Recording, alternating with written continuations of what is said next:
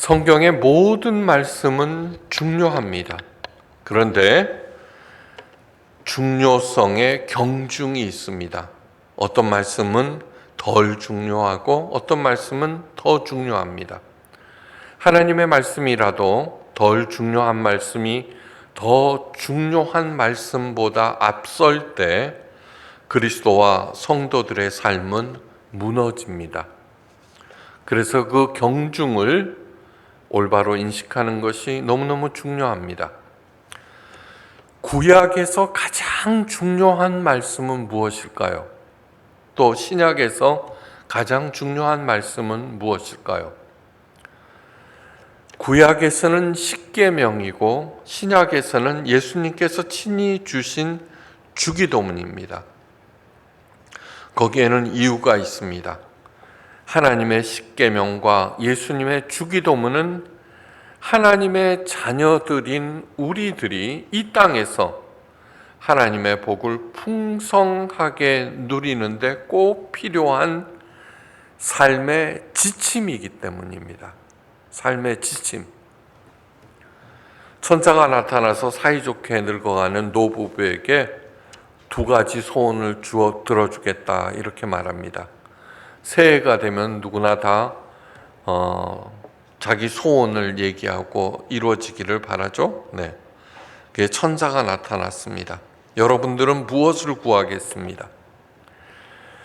천사의 그 말에 할머니는 더 늙기 전에 사랑하는 할아버지랑 세계 일주를 한번 해보고 싶다고 말했습니다.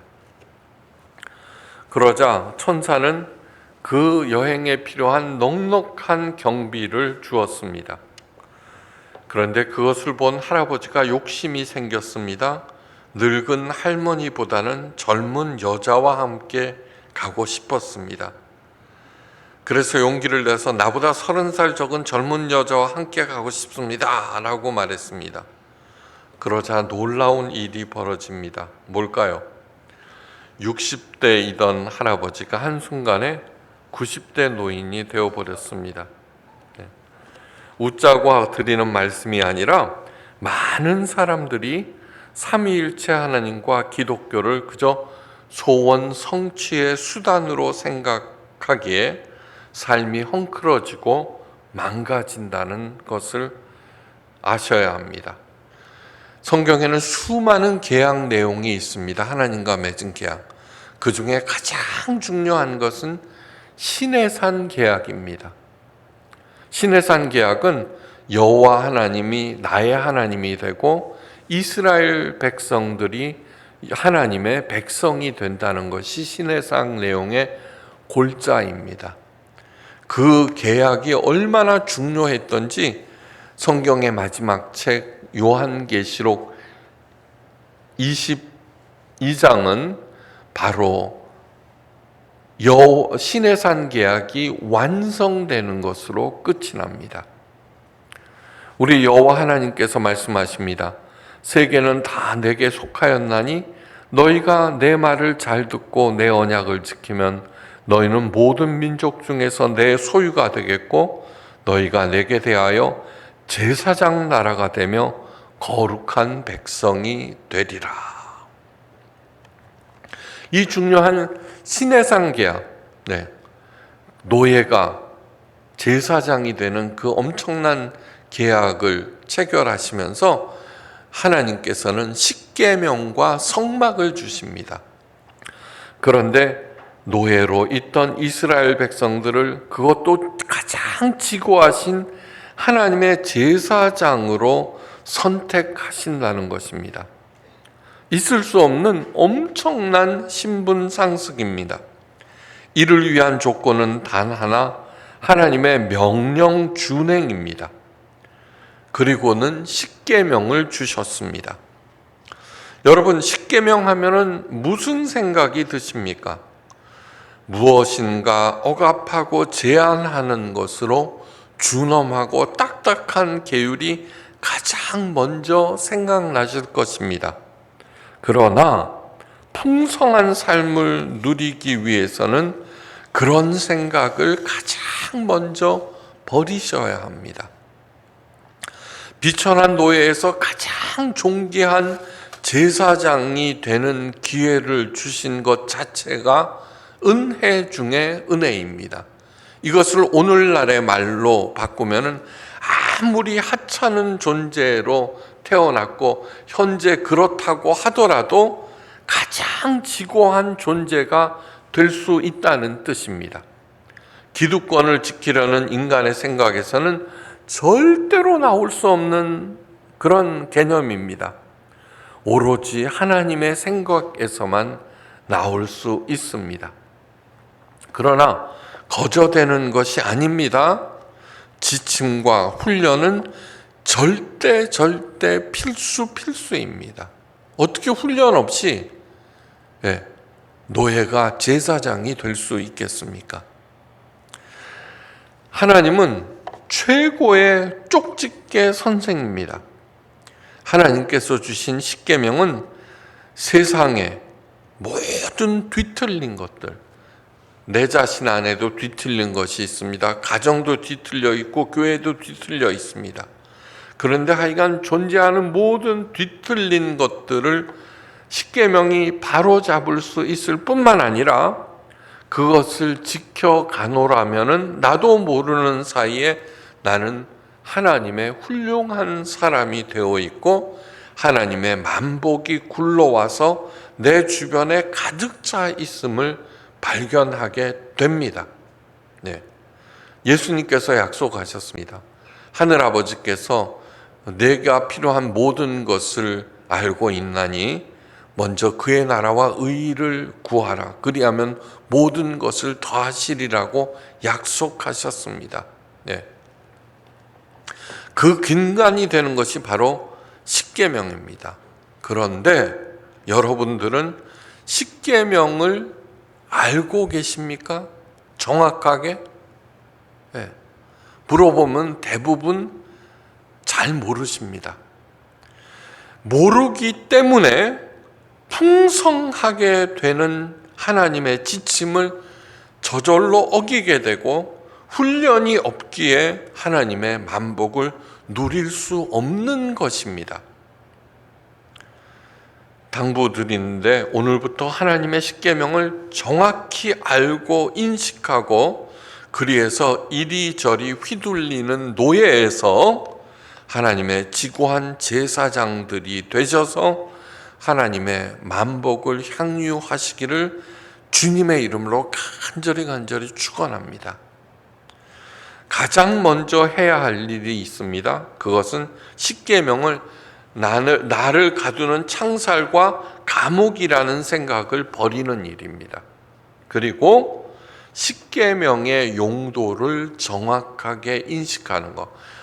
저것이 내가 꼭 갖춰야 되는 필요한 것이구나 하는 그것을 느낄 수 있기를 바랍니다. 첫째, 십계명은 나의 정나라한 현재의 모습을 보여주는 거울입니다. 우리들 스스로 생각하기에 다 그럴듯하다고 생각하죠? 천만의 말씀입니다. 나도 모르는 나도 내 자신도 너무너무 많습니다. 그러니까 사는 것이 형편이 없죠. 바로 십계명이라는 거울을 통해서 도대체 무엇이 문제인가를 제대로 볼 수 있습니다. 그래서 십계명은 어느 것보다도 맑고 깨끗한 거울입니다. 우리는 수많은 문제를 안고 살아갑니다. 불화, 가난, 질병, 무기력, 절망, 혼돈, 권태, 중어짐, 자만심 등등 이루 헤아릴 수 없는 수많은 문제에 둘러싸여서 하루하루를 살아갑니다. 사람들은 이에 대해서 저마다의 그 문제의 원인을 분석하고 대책을 세우고 해결을 모색하지만 그러나 그 문제들이 낱마처럼 얽혀 있어 풀리기가 대단히 어렵습니다. 그 이유는 무엇일까? 여러분들이 잘 아는 저명한 심리학자 융은 92세의 생애를 마감하면서 이런 말을 남깁니다. 모든 문제의 뿌리는 병든 영혼이다. 평생 동안 인간의 심리와 병적 상태를 연구했던 융이 모든 문제의 뿌리는 돈이 없어서가 아니라 병든 영혼이다 라고 얘기하면서 죽습니다. 병든 영혼이라고 하는 것이 무엇입니까? 하나님을 알지도 사랑하지도 섬기지도 아니하고 돈과 권력과 쾌락의 신을 섬길 때 영혼이 병드는 것은 필연적인 결과입니다. 주여 당신의 나라에 임할 때 저를 기억하옵소서. 이 말은 주님과 함께 십자가에 못 박힌 한 강도가 숨을 거두며 예수님께 드린 말씀입니다. 어떻게 그토록 완전히 변할 수 있을까요? 말씀이 육신이 된 예수님 앞에 섰을 때 그동안 보지 못했던 자신을 적나라하게 보았기 때문입니다. 십계명은 문제의 핵심을 보여주는 거울입니다. 앞으로 10번에 걸쳐서 십계명 조항 하나하나에 대해서 설명하겠습니다. 마음에 새기면서 잘 들어주시기를 당부드립니다. 둘째로, 십계명은 하나님의 약 처방입니다. 문제를 정확하게 알아야 해결할 수가 있습니다. 이런 말이 있습니다. 문제를 정확하게 서술하는 순간 아무리 복잡한 문제도 장악할 수 있다. 사실입니다. 그런데 이 어리석고 연약하고 사악한 인간들은 그 문제를 정확하게 서술하지 못합니다. 자기 딴에는 한다고 했지만 문제를 과장하고 축소하고 생략하고 왜곡합니다. 이 하나님의 말씀 앞에 그동안 엉터리 처방에 의존하면서 살던 어리석은 내 자신을 발견하게 됩니다. 네. 그래서 성실히 십계명을 지켜나가는 동안에 헝클어졌던 내 삶이 자리를 잡아가면서 회복되기 시작합니다. 세 번째로 십계명은 삶의 이정표입니다. 산다는 것은 수많은 선택을 해야 하는 그런 과정입니다. 잘못된 선택을 하는 두 가지 경우가 있습니다. 첫째는 뻔히 알면서도 더 즐겁기 위해서, 더 큰 이익을 보기 위해서 악한 잘못된 선택을 합니다. 뇌물을 받아서는 안 됩니다. 거짓말해서는 안 됩니다. 술에 인이 박히면 안 됩니다. 잘 알고 있습니다.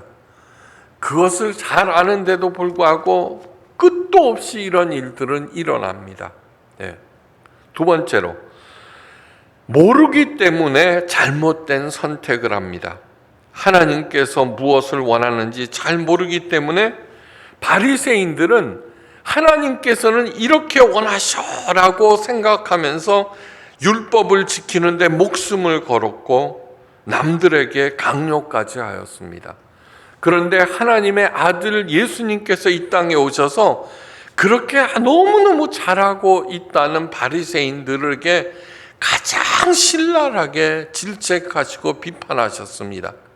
이 독사의 자식들아, 불법을 행하는 자들아, 회칠한 무덤 위선자들아, 너희들도 천국에 들어가지 못하고 면서 다른 사람들도 못 들어가게 막는도다. 하여간 최고의 욕을 먹은 사람이 바리새인들입니다. 왜 그렇겠습니까? 자신들은 잘한다고 생각했는데 하나님의 뜻을 몰랐기 때문입니다.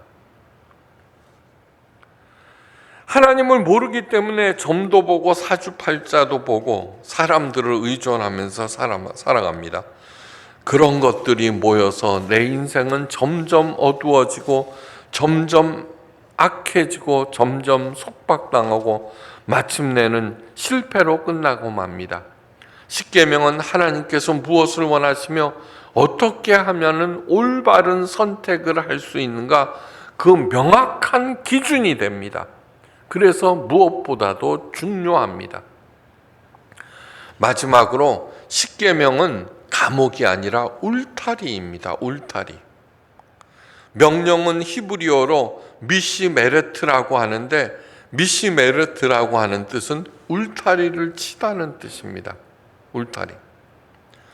집안을 일으키고 그 가문이 자손 만대까지 번창하기를 소원하여서 사람들은 재산을 그악스럽게 모으고 성벽을 쌓고 권력을 쟁취합니다. 그리고 그 위에 자신의 이름과 자식들의 이름을 새겨 놓습니다. 그런데 웬걸 그 많던 재산과 그 막강한 권력에도 불구하고 3, 4대를 넘어가지 못합니다. 그런데 그 원인을 십계명을 통해서 압니다. 그것들에게 절하지 말며 그것들을 섬기지 말라. 나 여호와 너의 하나님은 질투하는 하나님인즉 나를 미워하는 자의 죄를 갚되 아비로부터 아들에게로 3, 4대까지 이르게 하거니와 나를 사랑하고 내 계명을 지키는 자에게는 1000대까지 은혜를 베푸느니라. 십계명 중 3계명입니다. 우리 집안을 지켜주는 울타리는 재산과 학벌과 권력이 아니라 하나님을 사랑하고 하나님의 계명을 지키는 것입니다. 십계명 밖은 위험합니다. 수많은 지뢰가 매설되어 있는 지뢰밭과 같습니다. 그것을 헤매면 언제 지뢰를 밟을지 모르고 언제 터질지 모릅니다. 이게 노심초사. 그러나 십계명 안은 안전합니다. 그 안에는 하나님의 사랑과 보호와 축복이 있습니다. 하나님의 축복을 보존하는 그릇이 바로 십계명입니다. 그런데 여러분, 다시 한번 묻습니다. 십계명을 잘 알고 인식하고 계십니까? 만약에 그렇지 않다면 하나님의 사랑과 보호와 축복을 받을 수 없다는 뜻입니다. 십계명은 우리를 속박하고 구속하는 그런 것이 감옥이 아니라 하나님의 소중한 선물입니다. 너희가 내 안에 거하고 내 말이 너희 안에 거하면 무엇이든지 원하는 대로 구하라. 그리하면 이루리라.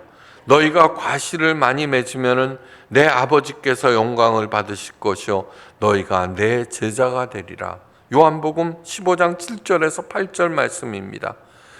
지난번에 열심히 설명드렸습니다. 요한복음 15장은 예수님께서 십자가에 못 박히시기 전에 남기신 고별 설교입니다. 마지막 당부. 계명 안에 거할 때 많은 열매를 맺을 뿐만 아니라 예수님의 제자가 되어서 하나님께 영광을 돌리는 최고의 삶을 살게 되기 때문입니다. 요한복음 15장 10절, 내가 아버지의 계명을 지켜 그의 사랑 안에 거하는 것 같이 너희도 내 계명을 지키면은 내 사랑 안에 거하리라. 요한복음 15장 11절, 내가 이것을 너희에게 이름은 내 기쁨이 너희 안에 있어 너희 기쁨을 충만하게 하려 함이라. 다시 말씀드립니다. 이 모든 말씀들은 예수님의 고별 설교 내용입니다. 십자가 죽음을 앞두고 구구절절 십계명 준수에 대해서 가르치셨습니다. 왜요? 그만큼 중요하기 때문에. 내가 하나님의 계명을 지키려고 애를 쓸 때 그토록 갈급해하던 하나님의 사랑과 기쁨이 내게 충만하게 됩니다. 이 기쁨은 세상에서는 구할 수 없는, 세상이 주는 기쁨처럼 일시적인 것이 아니라 영원한 하나님 나라로까지 이어지고 발전하는 정말 영원한 기쁨입니다. 십계명을 볼 때 잊지 말아야 하는 것은 먼저 그 순서입니다.